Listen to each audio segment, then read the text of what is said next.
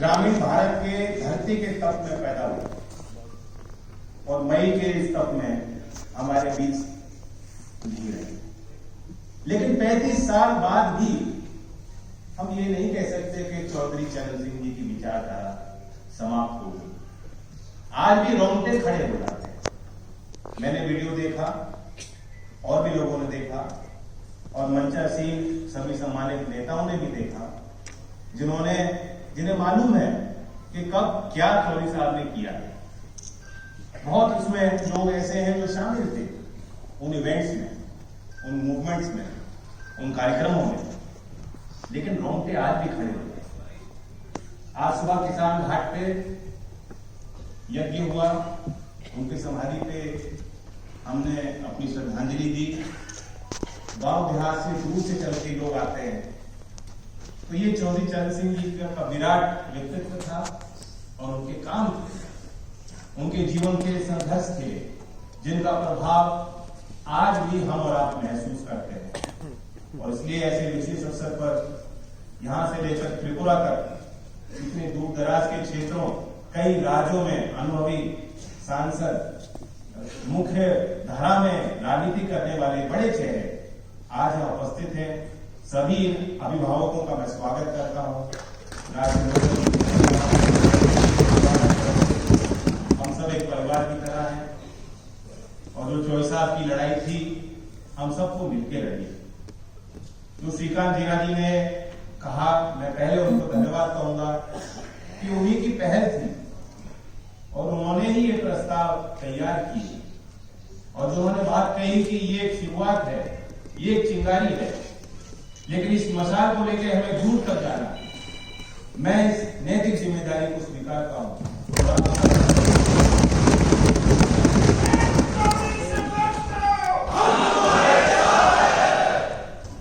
यही दिल्ली तक ये कार्यक्रम सीमित ना, देश के सभी राज्यों में अगर हम ये कार्यक्रम करें, भले ही प्रदेश के राज्य के राजधानी में ही कार्यक्रम हो, भले ही सिर्फ आज की तरह सिर्फ बुद्धिजीवियों को ही इकट्ठा किया है, क्योंकि नेता सिर्फ नेता की खूबी से नेता नहीं बनते।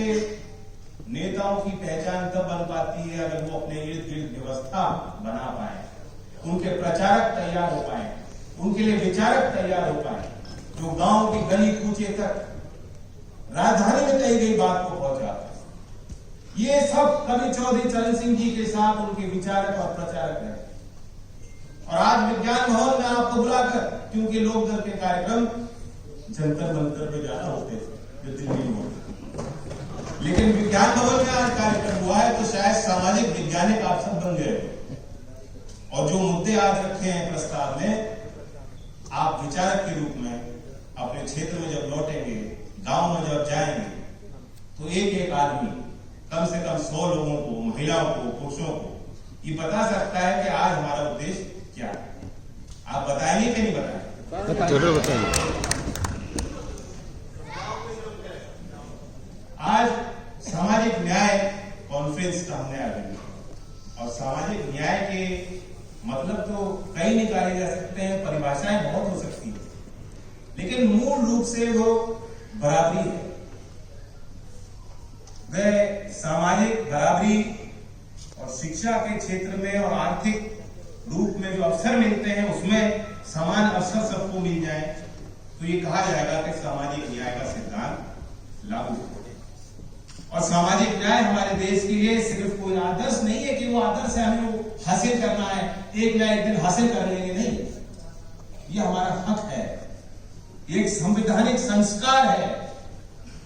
और ये हम लोगों की कमजोरी है कि देश की आजादी के इतने साल बाद भी हमें सामाजिक न्याय को सुनिश्चित करने के लिए देश की राजधानी में कार्यक्रम करने पड़ रहे हैं, जन जागरण अभियान की बातें करनी पड़ रही हैं।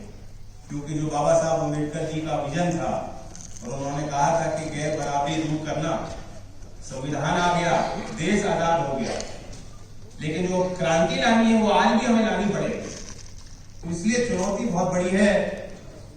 और जब मैं कहता हूं कि संवैधानिक संस्कार है, संविधान के जानकार आप सब यहाँ बैठे हैं, आप जानते हैं कि हमारे भारतीय संविधान में सोशल जस्टिस का जिक्र कितनी बार हुआ है, कितने गंभीरता से हुआ है। कई धाराएं हैं, आर्टिकल 14, 15, 16, 17, कई धाराएं हैं जो बराबरी की बात करती है और हमें हक देती है कि चाहे हम अकेले नागरिक हों, चाहे हम समूह के रूप में हो, हमारे साथ कोई पक्षपात नहीं कर सकता। और ये जिम्मेदारी है कि जिन लोगों ने सदियों से शोषण सहा है, हम आंख मूंद करके ये सोच लें कि जाति प्रथा समाप्त हो चुकी, या शहर में रहने वाले लोग अब गांव के लोगों की तरफ ये गवार है, ये जाहिल है, ये तो गांव का साधारण व्यक्ति है, ये हमारे बीच क्या करेगा, ऐसी सोच नहीं रखते। या धर्म के नाम पर, और आप देख रहे हो कि आज देश में क्या माहौल है, जो त्योहार खुशी बांटने की तारीख होती थी, या हर मोहल्ले में जाकर हम मिठाई खिलाते थे, विशेष पकवान बनते थे घर घर में, और लोगों को निमंत्रण देने की आवश्यकता नहीं थी, लोग खुलेआम एक दूसरे के यहाँ जाकर वो त्योहार मनाते थे। हम आंख मूंद करके ये सोच लें कि आज धार्मिक आस्था बढ़ रही है लेकिन सांप्रदायिक भावना नहीं बढ़ रही, तो शायद ये सब गलत है। के विचारधारा की दो बात मैं आपके बीच रखूंगा, जिसके खिलाफ वो मतलब उनकी किताबें आप पढ़ेंगे, उनके भाषण आप सुनेंगे, उनकी राजनीति को आप बारीकी से समझेंगे तो आप जान जाएंगे कि यही उनकी लड़ाई थी। सबसे पहले द इंपीरियलिज्म ऑफ मॉडर्निज्म, जो ख्याल कि नई विधि, नई तकनीक, फ्री मार्केट आ जाएगा, बड़े प्रोजेक्ट होंगे और वो बड़े प्रोजेक्ट होंगे ट्रिकल डाउन हो जाएंगे, बड़े आदमी ताकतवर हो जाएंगे तो अपने नीचे वाले मजदूरों का ख्याल रख लेंगे। इस विचारधारा के खिलाफ सदैव चौधरी साहब खड़े। यहाँ तक कि जब रूसी कोऑपरेटिव मॉडल ज्वाइंट फार्मिंग का प्रस्ताव हुआ, उस समय जो बहुत एक वोग में था, एक फैशन बन गया, एक विचारधारा बड़ी प्रबल लोगों को दिखाई दे रही थी कि आप बड़े बड़े चक बनाइए, बड़े बड़े खेत बनाइए तो उत्पादकता बढ़ जाएगी। और वेस्टर्न इकोनॉमिस्ट ये बात लोगों को गागा कर लिख कर बताते थे और हमारे पास कोई डेटा, कोई आधार लड़ने का नहीं था। उस समय चौधरी चरण सिंह जी ने किताब लिखी, उस समय चौधरी साहब ने कांग्रेस के अधिवेशन में खड़े होकर तर्क दिए और ये बात साबित की कि अगर आप छोटे खेतों में मालिकाना हक काश्तकार को और किसान को दे देंगे तो उसकी उत्पादकता बड़े खेत और बड़े चक से ज्यादा। डेवलपिंग कंट्रीज के हमारे इकोनॉमिक मॉडल को हमने और ढंग से समझने की कोशिश की और समझने लगे और इकोनॉमिस्ट ने किताबें लिखनी शुरू की तो ये तथ्य सामने आया कि हाँ ये सही है। लेकिन अभी भी हम बड़े मॉडल को पसंद करते हैं, प्रोजेक्ट हो तो बड़ा हो, अरबों करोड़ की बात करते हैं, बड़े सिंचाई परियोजना की बात करते हैं, लेकिन छोटे मॉडल हमें पसंद नहीं, छोटे उद्योग हमें पसंद नहीं, छोटे आदमी हमें पसंद नहीं, छोटी इकाई हमें पसंद नहीं। और ये जो इल्यूजन है कि फ्री मार्केट आ जाएगा तो हमारी कुरीतियां खत्म हो जाएंगी, बराबरी आ जाएगी, आंखों से पर्दा हट जाएगा, जाति खत्म हो जाएगी, धार्मिक उन्माद नहीं रहेगा,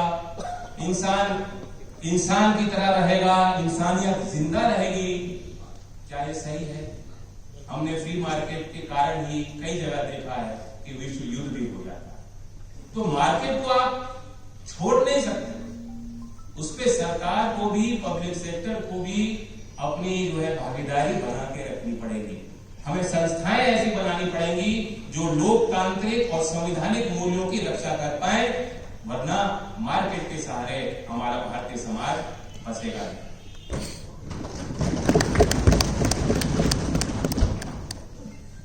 जो दूसरी बात मैं उनके संबंध में कहना चाहता हूं, जो उनके इकोनॉमिक विजन था, उसके जो स्तंभ थे वो ये थे कि हाँ भारत का उत्पाद बढ़ना चाहिए, आय बढ़नी चाहिए, लेकिन साथ साथ इकोनॉमिक डिस्ट्रीब्यूशन भी फेयर होना चाहिए। जो वेल्थ का डिस्ट्रीब्यूशन है ये नहीं हो सकता, ये व्यवस्था हमें नहीं बनानी कि 1% लोग देश के संसाधनों पे डाका डालें। और तीसरी बात उनकी थी लोकतांत्रिक मूल्य, और चौथी जो महत्वपूर्ण थी वो बेरोजगारी, डिस्गाइज अनएम्प्लॉयमेंट जिसे वो कहते हैं, अंडर एम्प्लॉयमेंट जिसको आप कह सकते हैं कि जो आदमी जिसकी क्षमता है उसकी क्षमता के अनुरूप उसे काम नहीं मिल रहा लेकिन वो अपने आप को बेरोजगार नहीं। आज के परिवेश में हम ये देखें तो नौजवान बेहद चिंतित है। कोविड ने नौजवान के 2-3 साल खराब कर दिए। ना बच्चे पढ़ पाए, ना ही परीक्षाएं दे पाए, और परीक्षा जब हो रही है तो बच्चे तैयार नहीं है और समय मांगते हैं, और ना ही बच्चों को नौकरी मिल पाई। तो ऐसे समय पे हम ये संवेदन कर रहे हैं। और उसका एक और नजरिया है कि हमने आरक्षण की व्यवस्था, अफर्मेटिव एक्शन की सारी व्यवस्थाएं सिर्फ सार्वजनिक क्षेत्र में दी हैं, जहां पर नौकरी मिल रही है। हजारों पद रेलवे में समाप्त हो जाते हैं और देश की राजधानी में चू नहीं निकलती। रेलवे के नौकरी के जो प्रार्थी हैं, जो तैयारी में जुटे हैं, वो अपने आप को संगठित नहीं कर पाते, और हम सवाल नहीं पूछ पाते सरकार से कि एक के बाद एक सरकारी उपक्रम को आप बेचोगे तो हम सामाजिक व्यवस्था में जो क्रांति लाना चाहते हैं, जो बराबरी लाना चाहते हैं, वो कैसे लाएं। और इसलिए जाति गणना तो एक आधार है, लेकिन जो दूसरा विषय हमने यहां रखा है, इक्वल अपॉर्चुनिटी कमीशन, और योगेंद्र यादव जी उसी हाई पावर्ड कमेटी के सदस्य रहे जिन्होंने प्रस्ताव तैयार किया, माइनॉरिटी अफेयर मिनिस्ट्री की वो पहल की, और उस बात को भी शायद अब हो गए हैं। 2008 में ये हुआ था, सच्चर कमेटी के बाद 14 साल उसको बीत गए। मैं तो नहीं जानता कि वो इक्वल अपॉर्चुनिटी कमीशन गठित भी हुआ कि नहीं हुआ, उसका कोई सबूत नहीं। हमारा ये प्रस्ताव है कि एक संस्था तो हो जो देखे। मैं एक उदाहरण दूंगा, मैं नाम ले रहा हूं एक कंपनी का, लेकिन आप ये मत सोचिए मुझे उस कंपनी की जानकारी नहीं। अगर आप देखें कि अदानी में कोई ये अध्ययन करे कि माइनॉरिटीज के कितने बच्चे हैं, गांव के कितने बच्चे हैं, SC ST के कितने बच्चे हैं जो अपर मैनेजर पोजीशन में है, और नहीं मिलेंगे आप। 2006 में यूपीए सरकार ने फिक्की को, CII को, एसोचैम को बुलाया और उनको कहा कि आप अफर्मेटिव एक्शन SC ST के लिए हम बनाना चाहते हैं, आप इसमें भागीदार बने। आपको पता है कि हर क्वार्टर में, हर 3 महीने में जो डिपार्टमेंट ऑफ इंडस्ट्रियल प्रमोशन है, जो उद्योग मंत्रालय का एक डिपार्टमेंट है, एक विभाग है, हर 3 महीने में ये तीनों चेंबर ऑफ कॉमर्स अपनी रिपोर्ट देते हैं कि हमारी कंपनियों में कितने SC और ST एम्प्लॉइज हैं और किस स्तर पे हैं। क्या किसी को मालूम है? मंचासी लोगों को मालूम, लेकिन इसकी चर्चा कभी आप तक पहुंच पाती है? इससे संबंधित आंकड़ा कभी सार्वजनिक हो पाता है?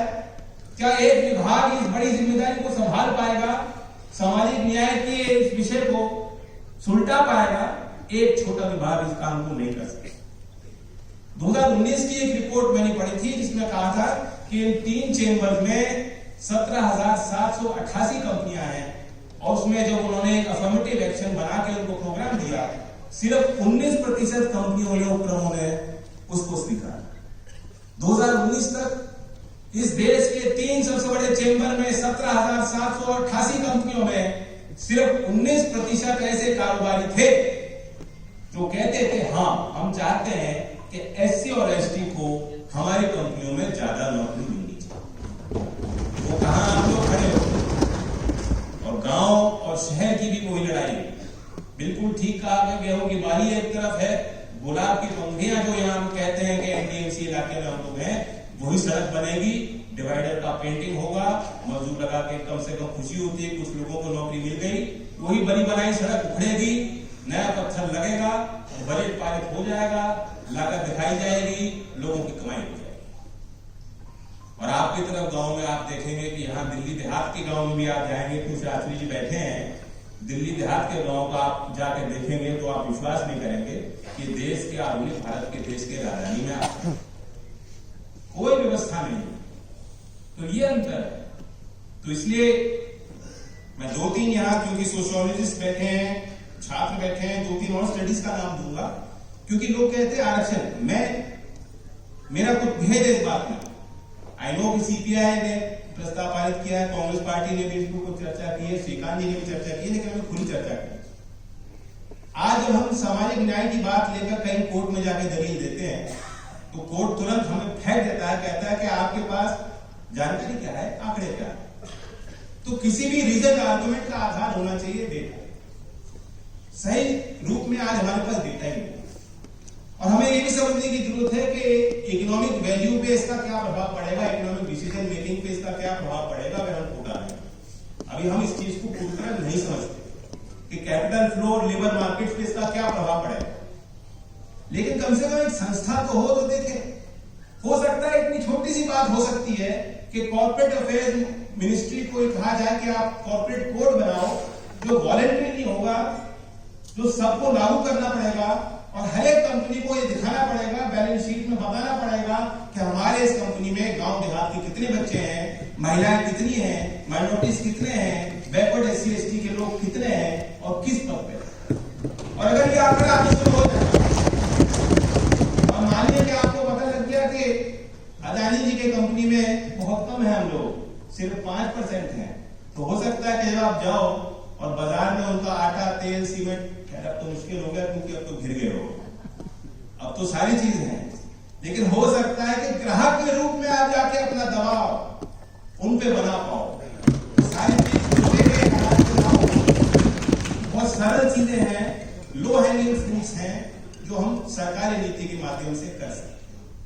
और उस स्टडी का जिक्र मैं कर रहा था कि आधार मेरा इसका क्या है। कई स्टडीज हैं जो दिखा रही है कि गांव देहात के और पिछड़े वर्ग के, वंचित समाज के लोग प्राइवेट सेक्टर में उनकी गिनती नहीं। अजीज प्रेमजी यूनिवर्सिटी ने स्टडी की थी, स्टेट ऑफ वर्किंग इंडिया। इसने कहा कि SC ST कम्युनिटीज को ट्रेनिंग तो करते हैं लेकिन मैनेजरियल पोजीशन में नौकरी नहीं मिलती। Legacy of social exclusion, economist Sukhdev Thorat ने कहा कि एक ही पद है, अगर उस पद का आवेदन एक गरीब मुस्लिम ने किया या पिछड़े वर्ग के बच्चे ने ईमेल लिख के किया, उसे वो नौकरी नहीं मिलती, अपर कास्ट के बच्चे को वो नौकरी ज्यादा मिल जाती, उसके लिए ज्यादा संभावना। ये मैं नहीं कह रहा हूं कि स्टडीज है, स्टडीज को आप पढ़ सकते हैं। Corporate boards in India block by caste, 2012 में इकोनॉमिक एंड पॉलिटिकल वीकली का आर्टिकल है जो डी अजीत, अब डी अजीत का नाम ले लिया तो हो सकता है आप लोग पढ़ लो इसको, हैंड डॉनकर एंड रवि सक्सेना। इसने कहा कि 2012 की ये रिपोर्ट है कि 93% कॉर्पोरेट बोर्ड सिर्फ अपर कास्ट के लिए रिजर्व, 93 और union ministry of minority affairs भी एक डायवर्सिटी ऑफ वर्कफोर्स की रिपोर्ट निकालती है। तो यानी सरकार को भी मालूम है कि अगर ये ऐसा नहीं हो रहा होता तो सरकार भी इस तरह के प्रस्ताव नहीं कर रही होती, सरकार भी कार्यक्रम चला रही है। नरेंद्र मोदी जी ने जो यूपीए ने किया था 2006 में कि हर 3 महीने में आपको रिपोर्ट देनी है, नरेंद्र मोदी जी पे वो रिपोर्ट जाती है और उन्होंने भी कोशिश की कि हम इस बात का जवाब CII और FICCI और एसोचैम से दें, लेकिन आज कोई संस्था नहीं है। SC आयोग है वो अपने बल की लड़ाई लड़ेगा, पिछड़ा आयोग है वो अपने बल की लड़ाई लड़ेगा, माइनॉरिटी कमीशन है वो माइनॉरिटीज के वेलफेयर की बात करेगा, लेकिन अब हमें इकट्ठा हो जाना चाहिए, अब हमें अपने मुख बंद करनी चाहिए। और मेरी मांग तो ये होगी कि संवैधानिक दर्जे का आयोग बने, कोई कमजोर आयोग ना बने जिसमें कोई रिटायर्ड किसी जज को बता दिया हो, कभी रिपोर्ट की सार्वजनिक ना हो, इसका ऑडिट भी कभी CAG ना कर पाए और जिसमें कभी भी हम संसद में चर्चा ही ना कर पाए। संवैधानिक दर्जे वाला आयोग, ये मेरा प्रस्ताव है। मैं तो यहाँ सुनने आया हूँ, बोलने नहीं आया। मैं बहुत बहुत आभार व्यक्त करता हूँ और मैं बताना चाहता हूँ कि ये वो लोग हैं जिन्होंने मुझे कभी मना नहीं किया। जॉय साहब का नाम लेते ही कुछ लोगों से मैंने सीधा संपर्क कर पाया, कुछ लोगों से नहीं कर पाया, बस एक चिट्ठी और एक मैसेज और एक संदेश उन तक पहुंच गया और अपना सारा काम छोड़कर ये आपके बीच आए हैं, तो ये आपका सम्मान है। मैं आज सबसे पहले बोल रहा हूँ स्वागत में श्रीकांत मीणा जी के बाद, लेकिन मैं चाहूंगा कि आप सब बहुत शांतिपूर्वक तरीके से, बहुत अव्यवस्था हुई, यहाँ बहुत लोगों को आने नहीं दिया गया क्योंकि यहाँ के अपने कड़े नियम हैं जिनका हमें सम्मान करना पड़े। तो अगली बार धरना देना पड़े तो अलग मिजाज में आना, लेकिन आज विज्ञान भवन में बैठे हो तो किसी को हिलना नहीं, बैठ के बहुत धैर्य से सारी बातें आप सुनेंगे, ये मेरी आप सबसे प्रार्थना है। धन्यवाद।